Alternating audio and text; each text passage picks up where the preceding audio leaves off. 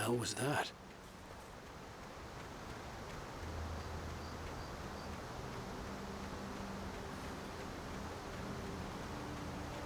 When I saw the river below, something uncoiled itself inside my head. I realized that I'd have to find a way across. I didn't even want to look at the water.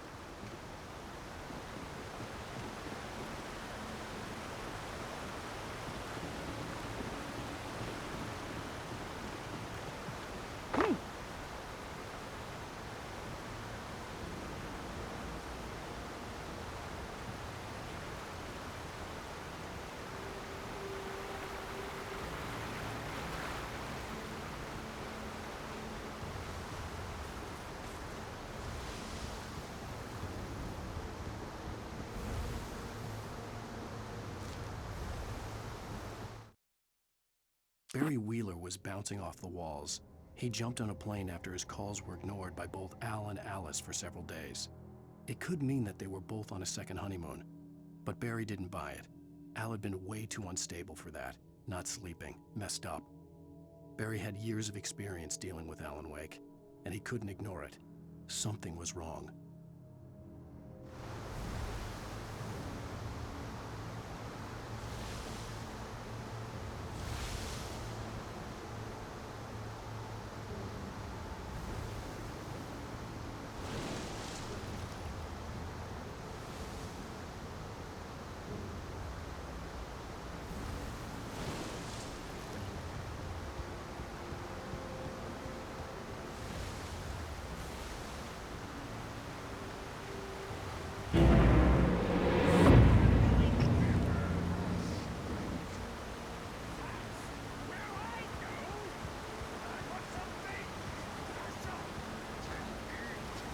Stucky was still out there, in the dark, stalking me.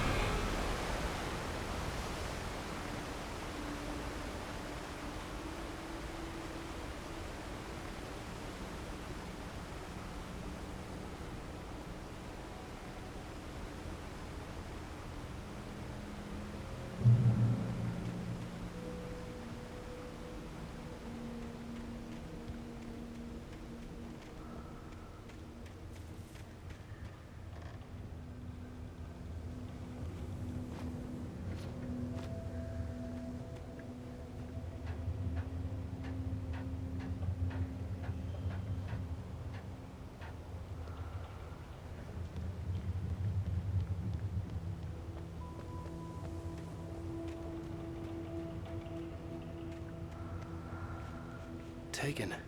They're taken.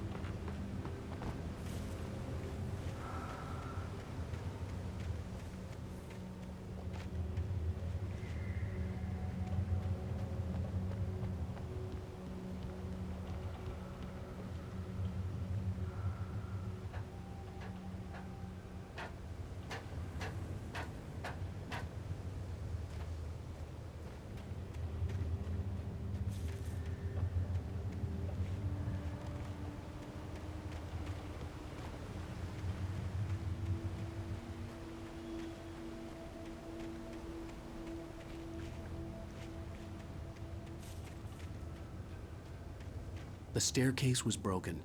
I had to make my way up some other way.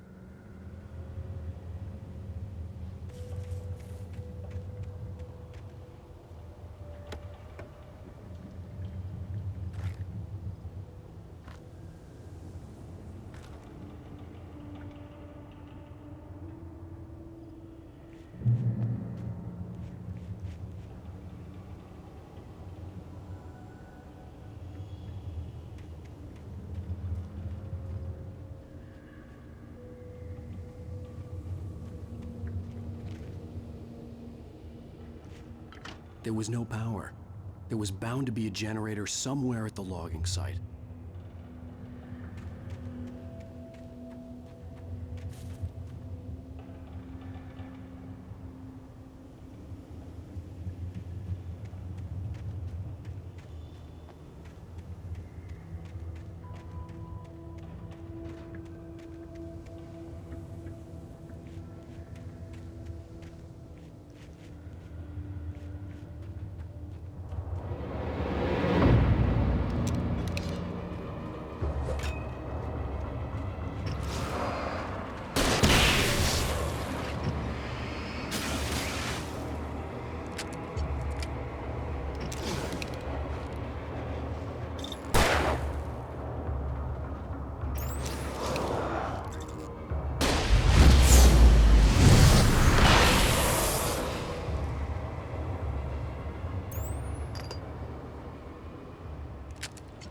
With all this forestry equipment around, there had to be something I could use to reach the top.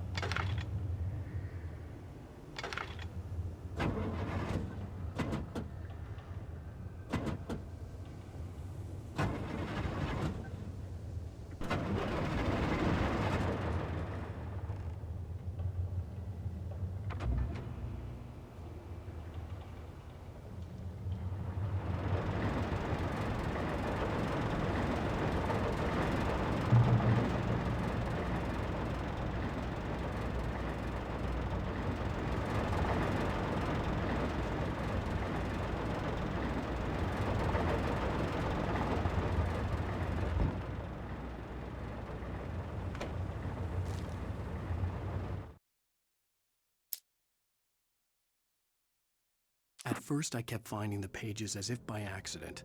The book I couldn't remember was either a terrible and true prophecy or an act of creation that had rewritten the world.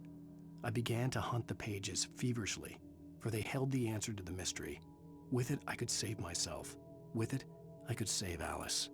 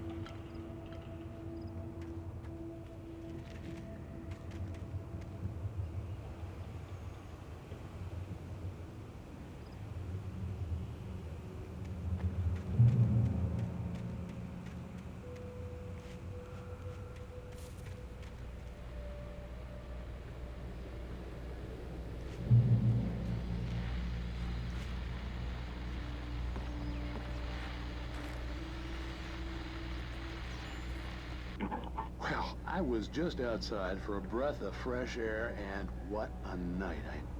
I know most of you are probably in your beds by now, but if you're still up and around, take a moment. Step outside for a spell and breathe in deep. The weather is absolutely still. The sky is crystal clear. It's like the forest is quietly breathing along with you. As you listeners know, I'm a night owl, and it's on nights like this I wish I wasn't cooped up in the studio. Makes an old man like me wish I could just roam wild. But here I am, and who'd keep you company all night long if I weren't? It looks like I'm not the only one staying up late. Caller, you're on the air. Hey, Pat, it's Maurice Horton. Hello, Maurice. What are you up to? Well, I was just taking Toby on his walkies. Oh, isn't it beautiful out there?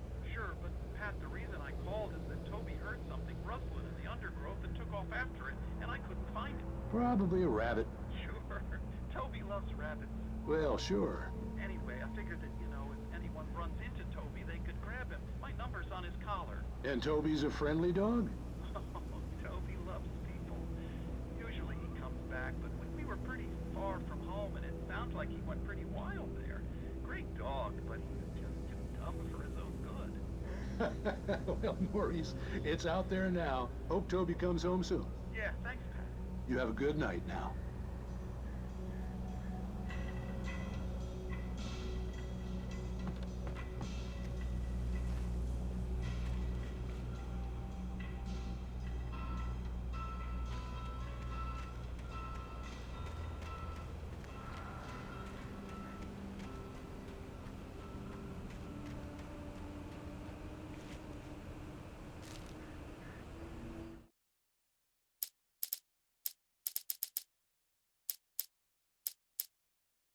Barry Wheeler was bouncing off the walls. He jumped on a plane after his calls were ignored by both Al and Alice for several days. It could mean that they were both on a second honeymoon, but Barry didn't buy it. Al had been way too unstable for that, not sleeping, messed up. Barry had years of experience dealing with Alan Wake, and he couldn't ignore it. Something was wrong.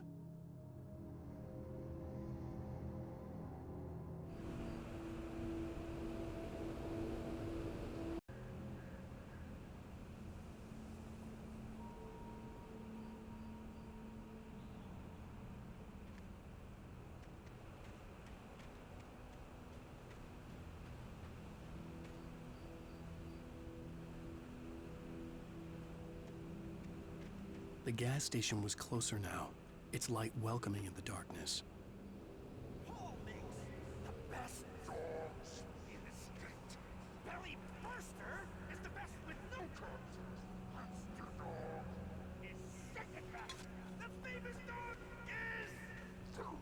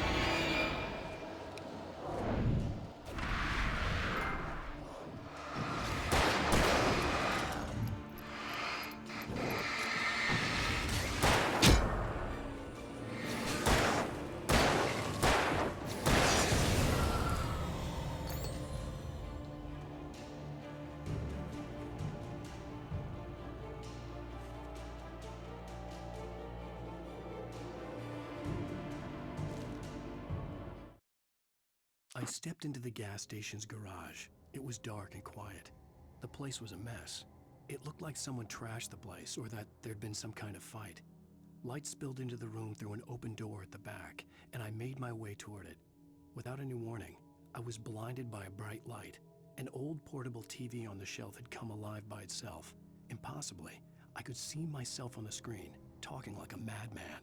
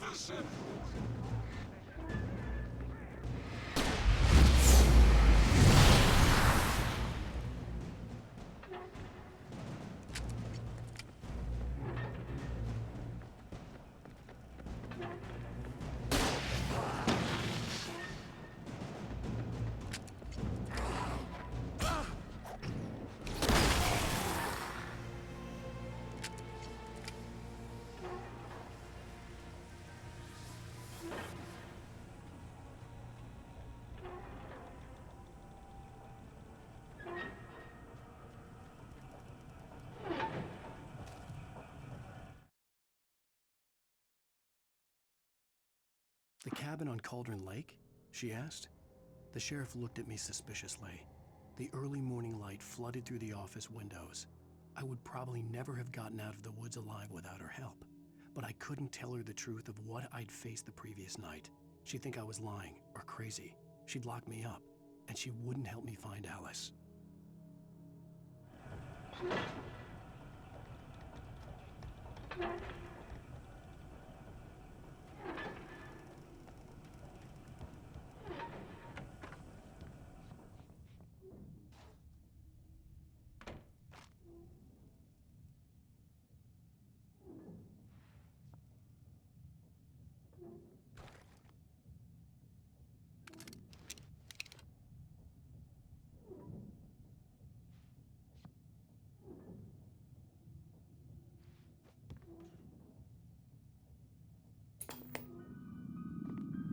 Science. It bestows immortality on those who advance it to elevate all of mankind. Newton, Einstein, Sagan, princes among men. But the price for such a legacy is steep indeed. In Night Springs. Tonight's episode, a quantum suicide. If our lives are already written, it would take a courageous man to change the script. Having called a press conference, Dr. Barclay Colvin is about to demonstrate that very courage. Ladies and gentlemen of the press, I am Dr. Barclay Colvin, and I'm glad so many of you could join me here at the Moorcock Institute. Tonight, I'm going to give a practical demonstration of the many worlds interpretation. As you can see, this is a loaded 9mm pistol. It shall be part of a thought experiment. And now, a real experiment, known as a quantum suicide. Did he say suicide? Is that a real gun? He's kidding, right? Please, stay calm. There is no risk.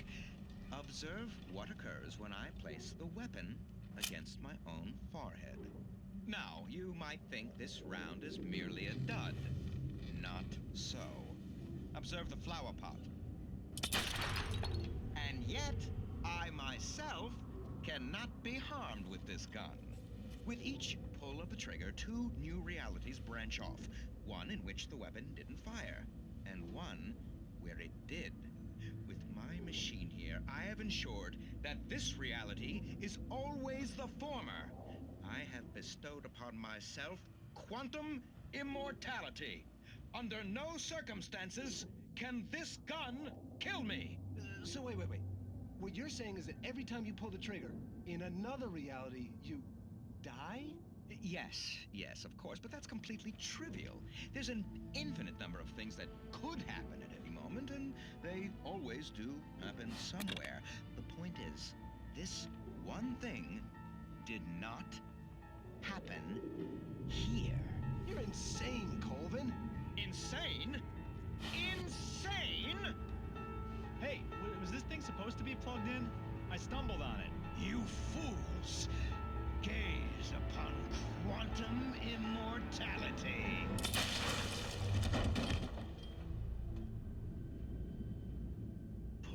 Poor Dr. Colvin, felled by his own hubris or the ignorance of the masses. Perhaps he should have left the crate unopened, the decaying atom unobserved. Curiosity often kills the cat in Night Springs.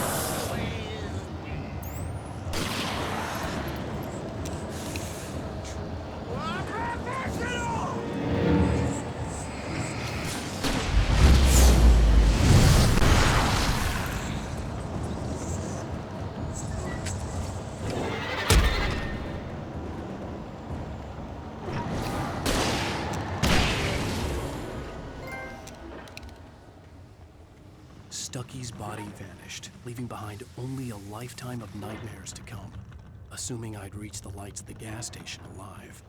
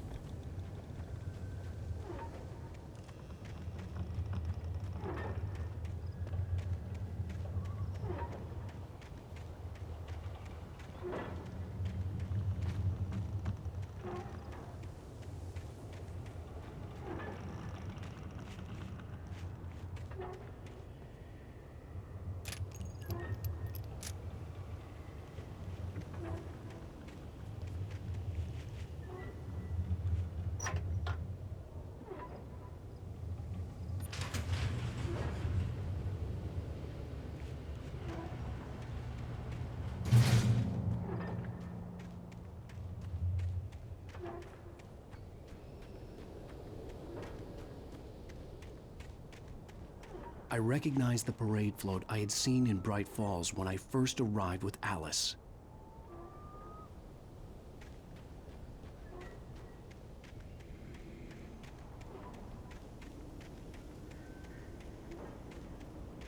After the insanity I had just experienced in the darkness, the lights of the gas station felt comforting. At least for a moment, the sane world reasserted itself.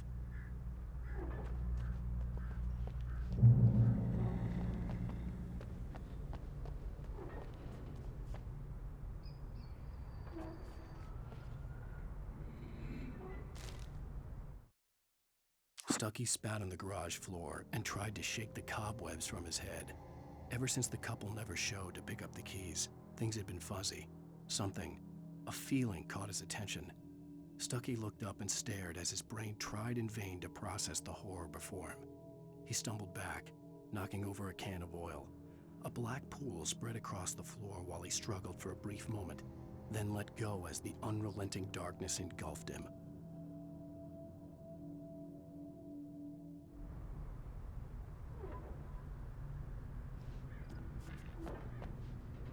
The Deer Fest had been 2 weeks away when we arrived. If the day count on the banner was right, I was missing a whole week between the night we got here and now.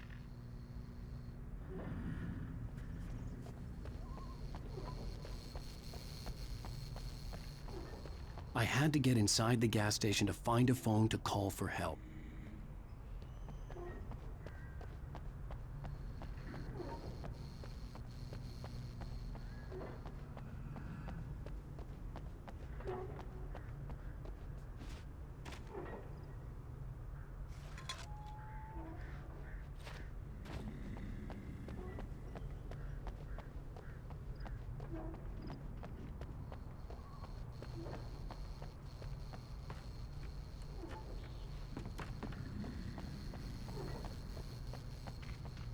The garage was a mess. It looked like someone had trashed the place, or that there'd been some kind of fight. I'll write. I'll keep writing. Outside, there's only darkness. Outside the cabin, outside the story, there's only darkness.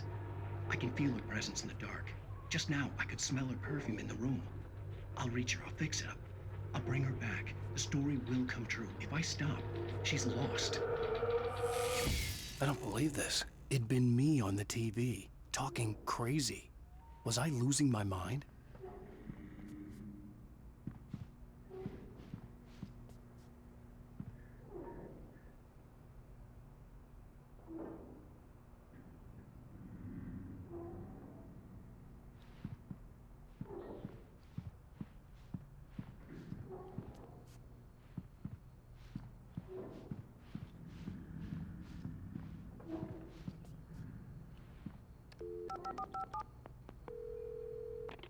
Bright Falls Sheriff Station.